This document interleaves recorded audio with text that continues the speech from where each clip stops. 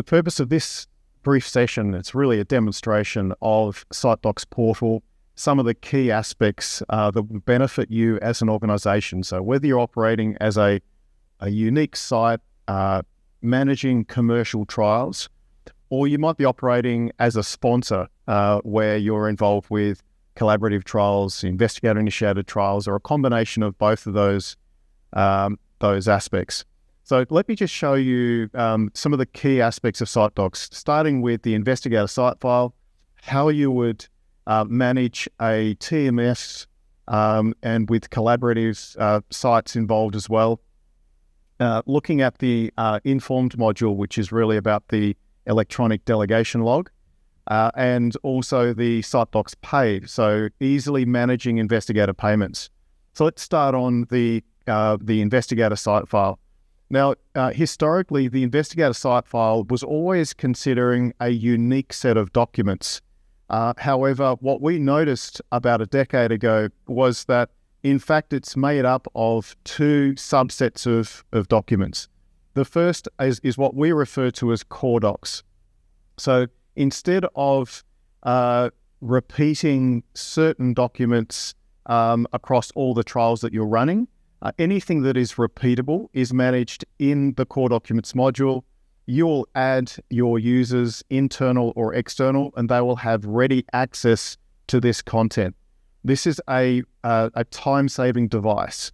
If you think of SOPs, temperature logs, lab reference ranges, CVs, GCP certificates, all of this repeatable content is found in the core documents module and readily accessible to anyone that you would normally provide that access to, but without your interaction.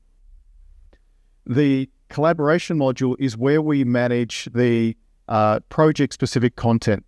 So let me go to there and just show you some examples of how this can be managed by your site. So if you're managing commercial trials, these would be managed in the collaboration module under a specific site file project.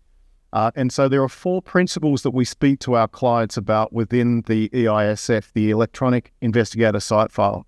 The first principle is that the table of contents that you use, so long as it includes all of the GCP required documents, are covered in a standard table of contents index.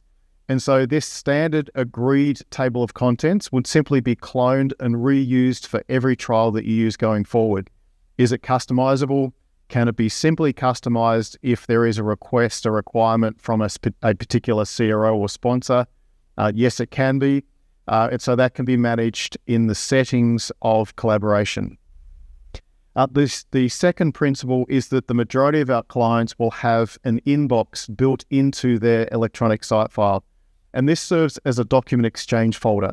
Instead of confidential content being emailed across those sorts of channels, they can be uploaded, those confidential files can be uploaded directly into the inbox and then picked up and notified to the various staff members and managed, sent off to ethics, governance, and so forth as required.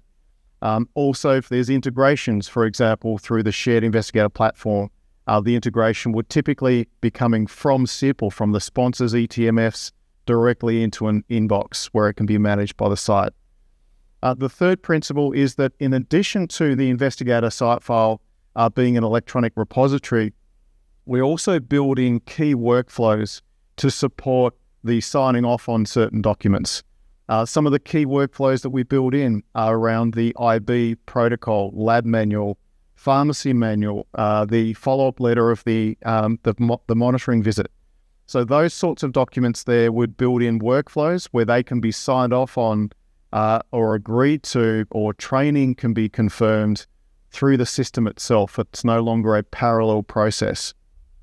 The fourth principle is really about what happens at archiving.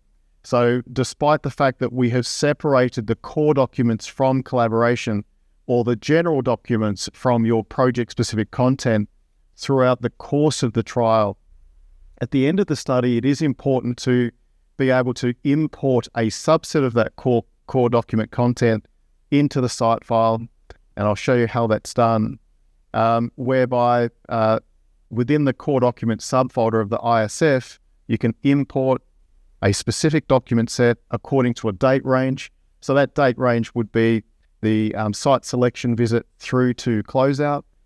You can also be further selective as to which categories you wish to import and restrict as well. There might be some document types that you wish to exclude from importing into that particular project, and then go ahead and bring those in.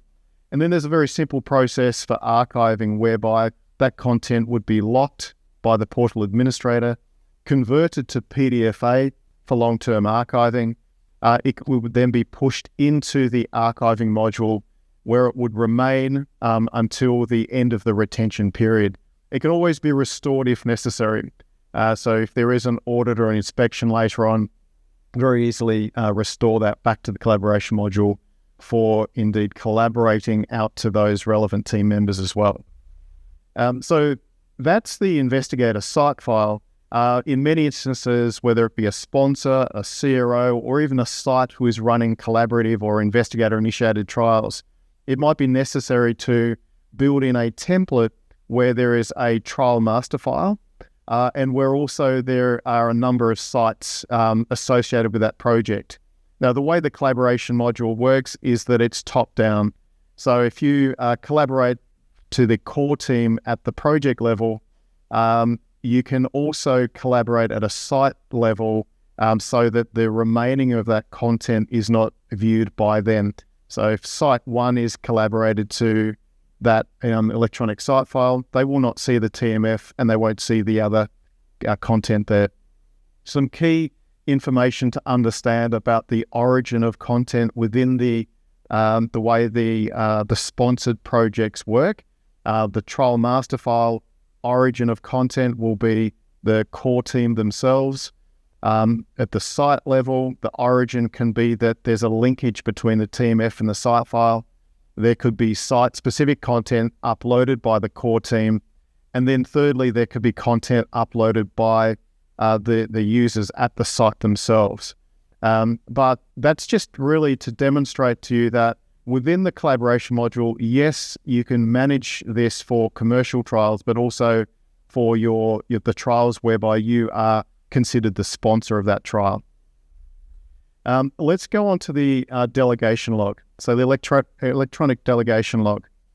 Within the informed module, the way this is managed is that projects are set up in settings very, very quickly. If I just view an example project where the sponsor, the principal investigator is added, agrees to being the PI for that project, and then the various team members are simply added with their study role and study tasks. Let me just illustrate how easy it is to add a new staff member. Simply show that project, go down to add a new staff member with a particular role. Standard tasks would appear. You can always remove individual tasks and then add a project-specific task if you ever needed to with a start date, and then go ahead and add them.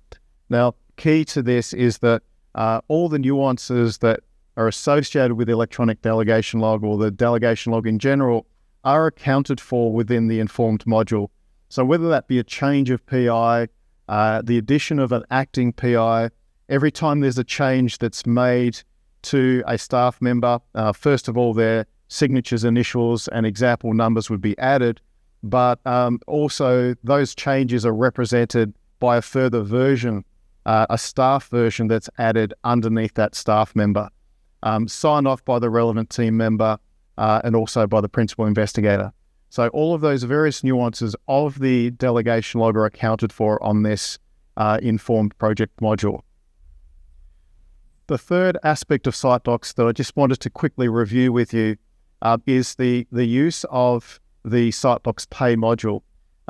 What's important about this is that throughout the course of the past 10 years in working very closely with sites, we've realized that at the end of a clinical trial, there are many instances where many invoices have not yet been sent out, or assessments have been completed for a study, or administrative items have been completed for a study, and the sponsors or the CROs not invoiced for it.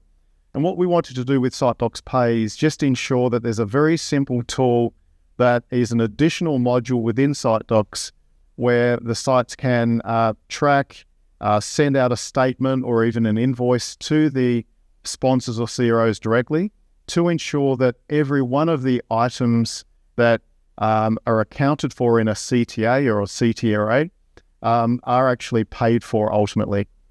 So let me click into an example just to show you.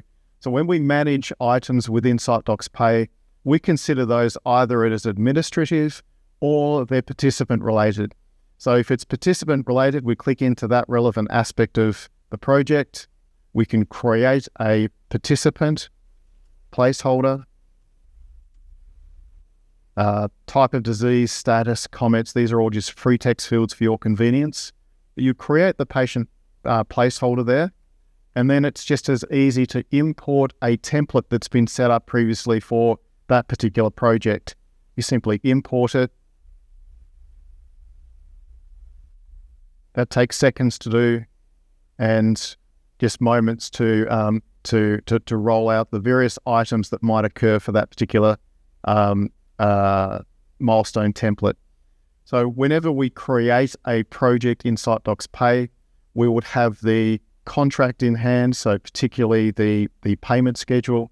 We would have the budget, if the budget isn't included in the contract, and then we'd also have the schedule assessments from the protocol. So with those three documents in hand, we're able to very easily set up not only the schedule and the template associated with particular arms of the project, but we also are able to build in a library of medical or travel type items that can be associated with a patient. And then, of course, all of those administrative items, many of which can be easily missed if it's not tracked closely. So when we're creating administrative items, and I'll just go back into the project administrative area, we're tracking these according to whether they are one-off payments, whether they're periodic payments such as annual admin fees, and we're also able to very easily account for all of the ad hoc items that might occur as well. Various nuances need to be accounted for. So whether that be third-party payments, both internal to your organization, but also external, it might be that there's a protocol, a contract amendment. And if there's a contract amendment, that might well be a change in fee. It might be an additional item that needs to be imported and can be very easily imported. In some instances, in more complex studies, it might be that just a complete new template is created depending on the complexity of it. But this is just to say that when it comes to investigator payments and the complexity of even the way the contracts are written and also the various amendments that come through, it can be very easy to miss items for payment. And so you get to the end of the study, and what we've seen is it's not unusual for sites to miss up to a third, if not a more, of the payments that's owing to them according to their contracts that have been so well negotiated at the beginning of the study. So that was just a brief intro of SiteDocs. I wanted to illustrate not just the investigator site files, but also how you can easily use that for an investigator-initiated trials or collaborative trials.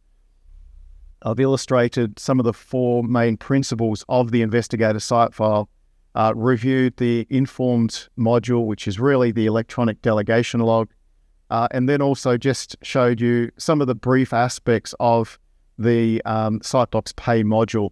So these are aspects that I'd like to discuss further with you. This will help you to come to a demo or a discussion a little bit more informed and prepared with some questions around how SiteDocs and SiteDocs, various SiteDocs modules can support your organization, not just your efficiency, your productivity and your profitability as well.